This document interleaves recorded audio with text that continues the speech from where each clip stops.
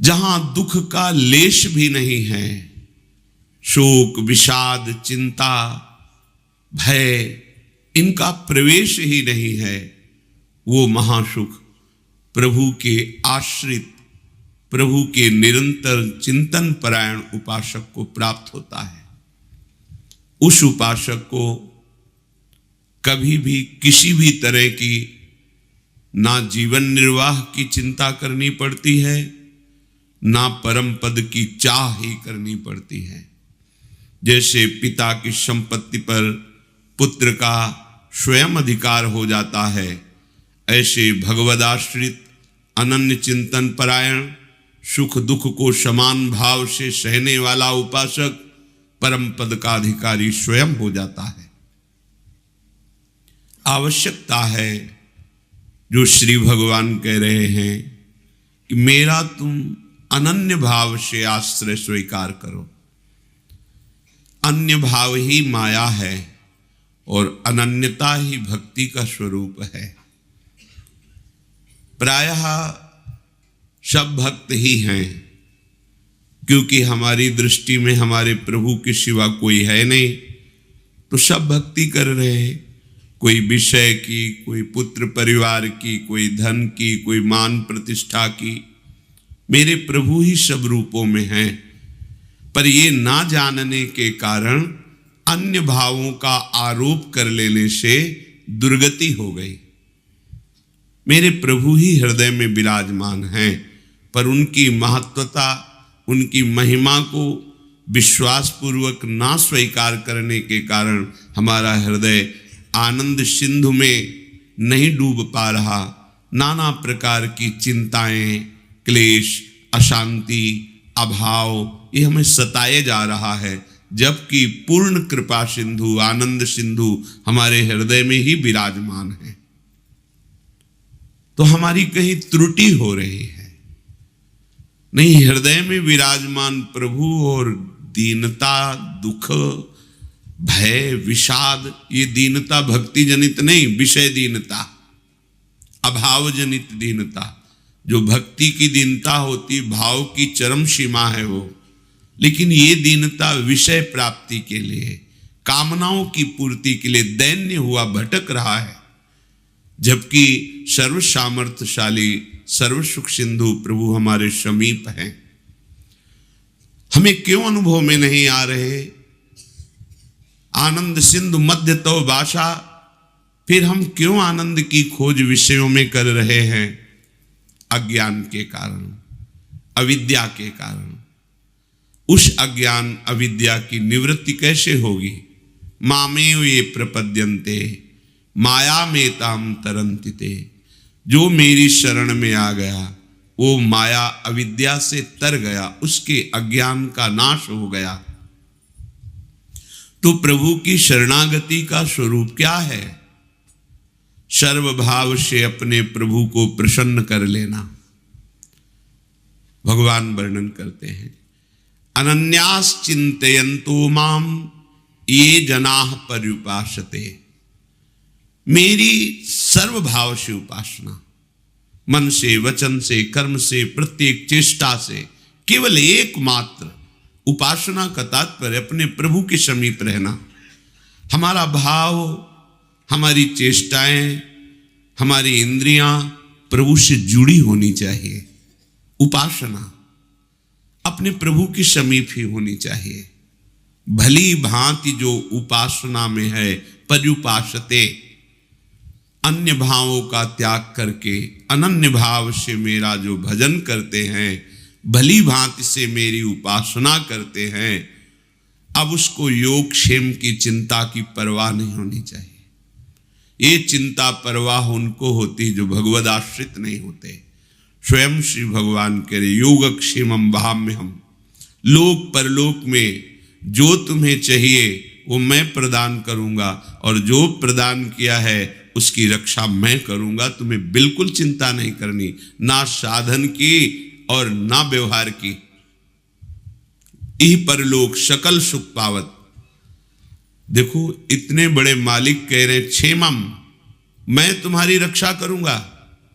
योगम, जो तुम्हें प्राप्त कराना है वो मैं कराऊंगा, तुम्हें बिल्कुल चिंता नहीं करनी। केवल मेरी शरण में होकर, मेरे आश्रित होकर मेरा अनन्य चिंतन करो। प्रसंग चल रहा था कि पूर्ण शरणागति किसे कहते हैं। उस पूर्ण शरणागति के प्रसंग में कुछ लक्षण अपने लोगों ने श्रवण किए थे। पहला है, हमें शरणागत की तैयारी करनी है, पूर्ण समर्पण प्रभु कर लेते हैं। तो शरणागति तैयारी का पहला लक्षण है नित्य निरंतर अपने प्रभु का अनन्य भजन होना। अपने, हम किसी और का भजन नहीं कर रहे, अपने प्रभु का कर रहे हैं, तभी नित्य निरंतर होता भी है। अपने प्रभु के सिवा मेरा कोई अपना नहीं। इस अपने शब्द में कोई भी वस्तु, व्यक्ति, स्थान, पद, प्रतिष्ठा नहीं आनी चाहिए। अपनापन आपका सुरक्षित केवल प्रभु के लिए हो। हम लोग यहां चूक कर बैठते हैं, किसी न किसी को अपना मान लेते हैं। अपना धन, अपना जन, अपना बल, अपना ज्ञान, अपनी तपस्या, अपना व्रत, अपना नियम। कोई बिरला ही होता है जो केवल प्रभु को अपना मानता है। अपनापन केवल प्रभु को, फिर तो बात बन गई। फिर तो मतलब ऐसी जीवन में दिव्यता आएगी कि आप खुद अनुभव करेंगे। शब्द याद कर लीजिए, अपनापन केवल प्रभु से। दूसरा कोई अपनेपन को ना लेने पावे, यही हमारी सावधानी है। पर हमारे हृदय में जांच करके देखा जाए तो सब जगह अपनापन हो सकता है, लेकिन प्रभु से नहीं। तो कैसे जांच की जाती है हृदय की, जिससे हम ये जान पावे कि प्रभु से अपनापन है या किसी वस्तु, व्यक्ति से? तो जिसके मिलने से प्रभु का विस्मरण हो जाए तो उससे विशेष अपनापन है, क्योंकि उससे कम अपनापन वाले को हम भूल जाते हैं, ज्यादा अपनापन वाले की स्मृति आ जाती है। यदि किसी व्यक्ति, वस्तु, पद, प्रतिष्ठा, स्थान की प्राप्ति पर अपने प्राण प्रीतम प्रभु का विस्मरण हो जाए तो अभी अपनापन हम पूरा नहीं दे पाए। प्रभु छोटे हो गए, उनका अपनापन कम हो गया और संसार के संबंध, भोग सामग्री, यश, कीर्ति, प्रतिष्ठा ये ज्यादा हो गई। हृदय में देखो, प्रभु के समान केवल प्रभु ही हैं और हमारा अपनापन केवल उनके लिए है। ये बहुत बड़ी महिमामयी शरणागति की बात है। पहला है नित्य निरंतर अपने प्रभु का अनन्य भजन होना। फिर दूसरा है प्रभु को ही अखिल विश्व रूप में प्रकट भावना में देखना, मेरे ही प्रभु। इनकी व्याख्या हो चुकी है। तीसरा है आपसे जितनी चेष्टाएं हो रही हैं, आप यंत्रवत कर रहे हैं, आपके यंत्री, चलाने वाले प्रभु हैं। मैं कुछ नहीं कर रहा, मेरे द्वारा जो कुछ करा रहे हैं वो प्रभु करा रहे हैं। बीच से स्वीकार मत करना, क्रम से स्वीकार करना, नहीं तो आपको भ्रम हो जाएगा। कैसे भ्रम? आपने ये बात स्वीकार कर ली केवल अपनी बुद्धि से कि जो कुछ करा रहे हैं प्रभु करा रहे हैं, फिर अब विधि निषेध की क्या बात रह गई? फिर तो हम जो पापाचरण कर रहे हैं, भोग कर रहे हैं, हिंसा कर रहे हैं, चोरी कर रहे हैं, खान पान गलत कर रहे हैं, तो बोले आपने ही कहा था प्रभु जो करा रहे हैं वही हो रहा, तो वही हो रहा है। इसका मतलब आपने शरणागति का सिद्धांत समझा नहीं, बीच से केवल बात पकड़ ली है। इसलिए कह रहे सावधान। जब वो नित्य निरंतर अपने प्रभु का भजन करता है और विश्व को अपने प्रभु का रूप समझता है तो पापाचरण किससे होगा? इसीलिए तीसरी लक्षण वृत्ति में रखा गया है कि वो अनुभव करता है कि मेरे द्वारा जो कुछ हो रहा है वो मेरे आराध्य देव करा रहे हैं। चौथा, प्रभु को ही सबसे बढ़कर एकमात्र अपना प्राण प्रियतम अनुभव करना, प्रभु की जगह केवल प्रभु, दूसरा कोई नहीं। पांचवा, अपने प्रभु पर पूर्ण विश्वास। छठवां, सर्वदा सर्वथा अपने प्रभु के अनुकूल ही आचरण होना। सिद्ध शरणागत में होते हैं, साधक शरणागत इसको आदर्श मानकर चलता है, श्री कृष्ण अनुकूल लेन। कभी वो अपने प्रभु के प्रतिकूल आचरण नहीं कर सकता। प्रभु के अर्थात जो भगवान ने आदेश किया है श्रीमद् भागवत जी में, गीता जी में और संतों की, गुरुदेव की वाणी में बैठकर, कभी उसके प्रतिकूल आचरण उससे नहीं होते। सातवां, सब कुछ प्रभु का समझना और प्रभु से कभी कुछ ना चाहना। हमारा शरणागति, हमारा भजन प्रभु से लेने के लिए नहीं है, प्रभु को प्राप्त करने के लिए है। पाया प्रभु का भजन प्रभु से अपनी कामनाओं की पूर्ति के लिए, चाहे वो मोक्ष कामना ही क्यों न हो, बड़ी प्रशंसनीय है मोक्ष कामना, पर ये प्रेमी महाभागवतों की बात हो रही है जो मोक्ष का भी त्याग कर चुके हैं। प्रभु का भजन केवल प्रभु के लिए करना। अब जब हमारा शरीर, मन, जीवन प्रभु को समर्पित है, तो जिनके प्रति समर्पित है उन्हीं के लिए भजन करना। ये तो समर्पित है जीवन। अब हमारा कुछ बकाया ही नहीं रहा, जो कुछ हमारा अपनापन था वो सब प्रभु के चरणों में समर्पित है। तो सिद्ध पुरुष में ऐसी वृत्ति रहती है, पर साधक को ऐसी धारणा करनी पड़ती है, सब कुछ प्रभु का समझना और केवल प्रभु के लिए ही भजन करना, प्रभु से कुछ नहीं चाहना। तो लगेगा फिर क्या भजन का आनंद हुआ? अरे बाबरे, जिसने एक निमिष मात्र में अनंत ब्रह्मांडों का सृजन कर दिया अपने आनंद सिंधु के एक बिंदु के शिखर से, अब वो आनंद सिंधु मिल गया तो अब और क्या चाहिए? कोई चाह ही नहीं रह जाएगी। उस स्थिति में तो आइए। आठवां, प्रभु के प्रत्येक विधान में परम प्रसन्न होना। अब इसकी व्याख्या है। अभी तक जो सूत्र बोले कल इनकी चर्चा हुई थी। ऐसे शरणागत भक्त जो ऊपर के लक्षणों से युक्त हैं, ऊपर के लक्षणों को धारण करने की चेष्टा कर रहे हैं, वे समझते हैं कि हमारे प्रभु का जो भी विधान है वो बड़ा मंगलमय है। कभी अमंगल हो ही नहीं सकता प्रभु के विधान से। पूज्य श्री राधा बाबा, जैसे भगवान सूर्य उपस्थित है तो अंधकार ढूंढने पर भी नहीं मिलता, तो हम भगवान सूर्य को अगर ऐसा कहें कि तुम्हारी ताकत हो तो अंधकार करके दिखाओ, तो वो असमर्थ है, क्योंकि वो जब सामने होंगे तो अंधकार टिकेगा ही नहीं। ऐसे ही अगर विनोद की भाषा में भगवान से कहें कि तुम्हारी ताकत हो तो अमंगल करके दिखाओ, तो भगवान कभी अमंगल कर ही नहीं पाएंगे, उनकी सामर्थ्य नहीं।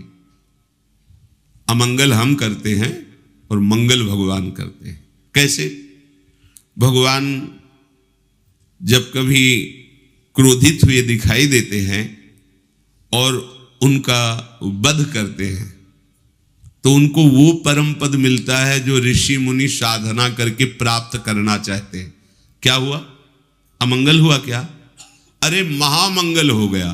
तो मंगल भवन प्रभु को अगर कह दिया जाए कि तुम्हारी ताकत हो तो अमंगल करके दिखा देना, तो एक विनोद की भाषा में कह सकते हैं कि भगवान की ताकत ही नहीं कि अमंगल कर सके, क्योंकि वो मंगल भवन है। जैसे सूर्य की ताकत ही नहीं कि वो अंधेरे का दर्शन करा दे, वो चले गए तो अंधकार छा जाएगा। जब तक सूर्य है तो अंधकार नहीं छाएगा। ऐसे जिसके जीवन में भगवान की शरणागति उतर गई। अब हर विधान मंगलमय है, हर विधान। एक मंत्री प्रभु का भजन करते थे और शरणागति के सूत्र को अच्छी तरह समझते थे, तो कुछ भी हो कह देते भगवान की बड़ी कृपा। तो एक दिन राजा शिकार खेलने के लिए जाते ही हैं, जो प्रजा के नाशक पशु हैं, जो रुग्ण पशु हैं, जिनके द्वारा संक्रामक रोग फैलते हैं, उनको वध करके प्रजा को सुरक्षित रखते हैं। उनका शिकार खेलना स्वाद के लिए नहीं होता, प्रजा रक्षा के लिए होता है। मंत्री भी साथ थे, तो किसी पशु का पीछा किया और बड़े आवेश में आए और सावधान नहीं रहे तो प्रत्यंचा से अंगूठा कट गया। उनका मंत्री अंगूठा कट गया, उनको भगवान ने बहुत अच्छा किया, बड़ी कृपा। उनके ये शब्द ही थे, क्योंकि जानते थे भगवान का प्रत्येक विधान परम मंगलमय होता है। बड़ा गुस्सा आया उनका, दुष्ट कहीं का, तो हमारा मंत्री है दुश्मन है, हमारा अंगूठा कटा। तो कहता भगवान ने बहुत अच्छा किया, बड़ी कृपा हुई, इसको बंदी बनाया जाए और तुरंत कड़ी सजा के द्वारा इसे जेल में रखा जाए। राजा का आदेश। उनका बड़ी कृपा महाराज, भगवान की बड़ी कृपा, बहुत अच्छा किया भगवान। पागल हो गया है मंत्री, मंत्री पद से हटा के इसे जेल में रख रहे, कह रहा भगवान ने बहुत अच्छा किया, बड़ी कृपा। कुछ दिन बाद वैद्यों के द्वारा अंगूठा ठीक हुआ। स्वभाववश फिर शिकार खेलने के लिए गए। एक पशु का पीछा किया, जो राज सैनिक थे वो जंगल की गलियों में पीछे रह गए और वो आगे निकल गए पशु का पीछा करते हुए। उधर कोई बलशाली राजा के परिकर बलि देने के लिए पुरुष की खोज कर रहे थे। भद्रकाली को प्रसन्न करने के लिए नर बलि का उन्होंने संकल्प लिया था। ये मिल गए राजा, इनको ले गए, स्नान आदि करा के जब वो पुरोहित के सामने ले गए जहां बलि दी जाती थी, तो पुरोहित ने सर्वांग पुष्टता का निरीक्षण किया कि सर्वांग पुष्ट है कि नहीं। तो देखा तो अंगूठा कटा हुआ था। उन्होंने कहा ये अंग भंग पुरुष की बलि नहीं दी जाती, छोड़ो इसको, छोड़ दी। अब वो मनाए कि बात तो सही थी, अगर भगवान कृपा करके अंगूठा ना काटते तो आज गला कट जाता। मंत्री ने ठीक कहा था, भगवान का हर विधान मंगलमय होता है। वापस आए, मंत्री को सादर बुलाया और कहा आप जो कहते हैं आज मुझे समझ में आया, अगर मेरा अंगूठा ना कटा होता तो मेरा गला कट जाता। पूरी बात बताई।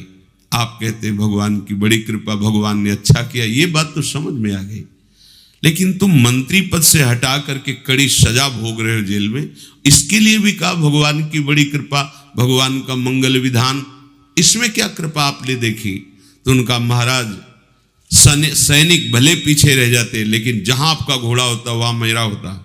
आप बंदी बनाए जाते और मैं बंदी बनाया जाता। आपका तो अंगूठा कटा था, आप बच जाते, लेकिन मेरी बलि चढ़ जाती, इसलिए भगवान ने मुझे जेल में रख दिया। भगवान की बड़ी कृपा। जो भक्त होता है वो हर विधान और निश्चित परम कृपा छुपी होती है। अपने को लगता है कि भगवान ऐसा क्यों किए, ऐसा क्यों किए, लेकिन उनके विधान में परम मंगल होता है। कई बार प्रताप राय जी के चरित्र में उदाहरण में दिया है, बड़े ही निर्मल भागवत गृहस्थ भक्त थे। उनके कुल परंपरा में जीवन यापन के लिए एक वृत्ति थी कि जैसे आपको कोई काम है तो आप अपना आभूषण रख जाइए और पैसा ले जाइए, और फिर ब्याज सहित पैसा दे जाइए और आभूषण ले जाइए। महाजन लोग पहले ऐसा करते थे। उसी से ठाकुर सेवा, संत सेवा और भजन, अन्य कोई वो कार्य नहीं करते थे। जो कुल परंपरागत चल रहा था वैसा ही करते। बड़ी समाज में प्रतिष्ठा थी, क्योंकि सत्यवादी, धर्म से चलने वाले और हर समय भजन करने वाले। माला लिए बैठे रहते थे गद्दी में, कोई आया बस ऐसे। तो जो वहां के काजी थे वो अन्य धर्मावलंबी थे, तो कुछ दुष्ट लोगों ने उनको भड़काया कि इसकी इतनी प्रतिष्ठा हो रही है, इतना मान हो रहा है और धन भी आ रहा है, तो उन्होंने एक मन में जो ठाना था नीचा दिखाने के लिए अपना पूरा का पूरा प्लान बताया कि ऐसा ऐसा किया जाए तो समाज में भी इसकी निंदा होगी और सारा धन इसका छीन लिया जाएगा और इसको दंड भी दिया जाएगा। काजी को सहमत कर लिया। 3 लोग इसमें प्रमुख बने। एक गया, प्रणाम किया प्रताप राय जी को और कहा हमारी बेटी का ब्याह है, 10,000 रुपये चाहिए। तो बोले आपको हमारे यहाँ का सिद्धांत पता होगा? बोले हाँ हम पहले से जानते हैं। ये कुछ हमारे स्वर्ण आभूषण हैं। वो देखते भी नहीं थे। एक बड़ा बॉक्स रखा था, अपना नाम लिखकर पर्ची रखिए उस पर और आभूषण रख दीजिए और उनका सेवक रहता 10,000 रुपये ले जाइए और जब आपको काम हो जाए तो ब्याज सहित वापस कर जाना, अपने आभूषण ले जाना। देखा भी नहीं क्या है। थोड़ी देर बाद दूसरा आया, हमारे घर में खाने को भी नहीं है, हमें अर्थ चाहिए, तो हमारे स्वर्ण आभूषण ये हैं, आप बिल्कुल 10,000 3 लोग ले गए और अपने आभूषण ऐसे रख गए पर्ची लगा के। 4-5 दिन बाद ही आए, 10,000 रुपये ब्याज सहित वापस किए और आभूषण पहले ने उठाया अपनी पर्ची। अरे देखो कितना नाटकी है, इसमें एक भी आभूषण नहीं, इसमें तो पत्थर भरे, पत्थर ही रख गए थे, उन्होंने देखा भी नहीं। भक्त का जीवन विश्वासमय होता है, क्यों कोई छल कपट करेगा ऐसी भावना से। थोड़ी देर में दूसरा गया, थोड़ी देर में तीसरा गया, तीनों ने अरे देखो ये नाटक, हमारा स्वर्णाभूषण हटा करके पत्थर भर के रखा है, हमने तो ब्याज से इसको पैसा दिया। ऐसा थोड़ी देर में काजी को बुला लिया, काजी ने आतंक मचा दिया। बादशाह से दस्तखत करा करके राज सैनिकों के द्वारा पूरा इनका परिवार बंदी बना लिया गया। इन्होंने अपनी पत्नी को कहा ठाकुर जी लो आभूषण लो, पीछे की खिड़की से भाग जाओ, ये कोई भगवान की लीला हो रही है, हमारे द्वारा तो कोई गलती हुई नहीं। बहुत ही उनको अपमानित किया गया। गांव के लोग समझ गए कि ये पाखंड कर रहा था, भक्ति नहीं कर रहा था। अरे एक आदमी झूठ बोलेगा, 3 आदमियों के साथ, और वो कपटी ठग थे ही। ऐसा होता है, भगवान की बड़ी विचित्र लीला होती। कभी कभी सत्य को पर्दे में ढक दिया जाता है और असत्य का बोलबाला दिखाई देता है, लेकिन ज्यादा दिन नहीं चलता हो। इनको बंदी बना लिया गया, सारी संपत्ति अपहरण कर ली गई। कुछ लोगों ने कहा कि इनकी पत्नी है और ठाकुर जी के आभूषण और ठाकुर जी के लेकर के वो अपने मायके चली गई। वहां सैनिक भेजे गए, उसको भी बंदी बना कर ठाकुर जी को भी लाकर जहां सब स्वर्णाभूषण जमा किए जाते उस खजाने में ठाकुर जी को भी रख दिया। जब पत्नी पास में ही बंद करके आई और उनको एकांत मिला, तब वो रोने लगे प्रताप राय कि मुझे ये जो अपमान मिला है, बंदी बना लिया गया, मुझे इसका कष्ट नहीं।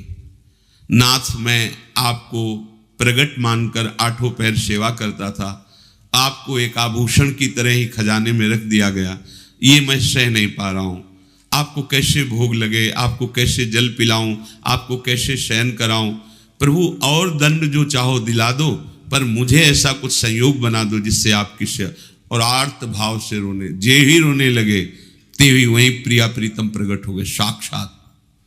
ओह, जो बड़े बड़े ऋषि मुनियों की आकांक्षा होती साधना करते हुए, वो आराध्य देव कैसे मिलते हैं।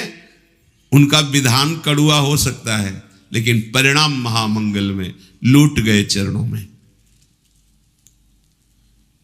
तत्काल भगवान ने कई विश्वसनीय जनों को, अधिकारियों को प्रेरणा दी कि ये निर्दोष है। जांच की गई तो काजी सहित उन तीनों को झूठा पाया गया।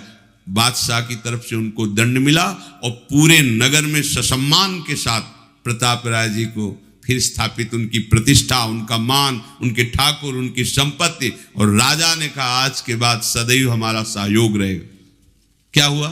थोड़ी देर के लिए कड़ुआ विधान नजर आया, लेकिन भगवत साक्षात्कार का योग बन गया।